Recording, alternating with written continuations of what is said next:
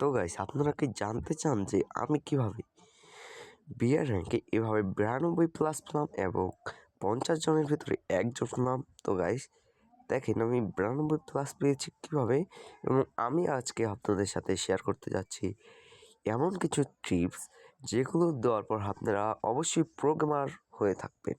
এবং প্রোগ্রামার যদি হয়ে থাকেন তাহলে আপনারা অবশ্যই লিজেন্ড প্লেয়ার হয়ে যাবেন। তো আমার ভিডিওটা সম্পূর্ণ দেখেন।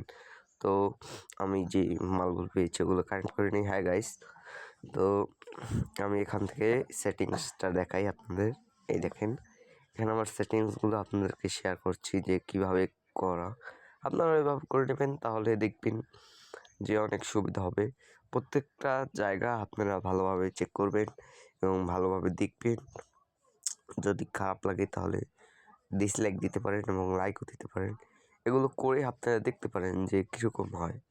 দেখেন, এখানে আমার এভাবে করা আছে, আপনিও এভাবে করে নেবেন। আর যদি ভালো না লাগে তাহলে করবেন না।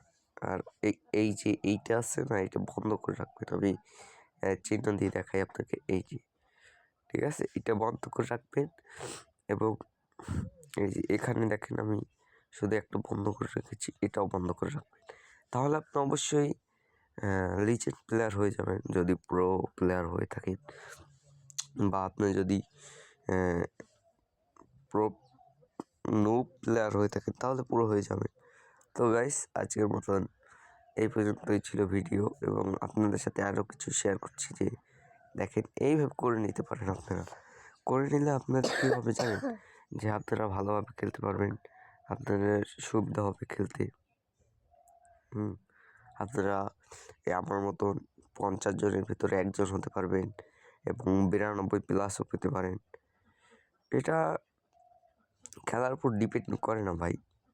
এই যে আমার সেটিং দেখলেন, এটা খেলার উপর ডিপেন্ড করে না। আমি আগে নোব ছিলাম, এখন আমি সেটিংসটা করে পুরো হয়ে গেছি। যেরকম আমি হয়েছি সেরকম আপনারা হতে পারবেন। অবশ্যই আমার ভিডিওটা ভালো লাগলে আমার চ্যানেলটি সাবস্ক্রাইব করে দেবেন, অপূর্ব RX। এই চ্যানেলটা অবশ্যই সাবস্ক্রাইব করবেন এবং লাইকনটি ক্লিক করে আমার নতুন নতুন ভিডিও পেতে অবশ্যই সাহায্য করবেন। ধন্যবাদ গাইস।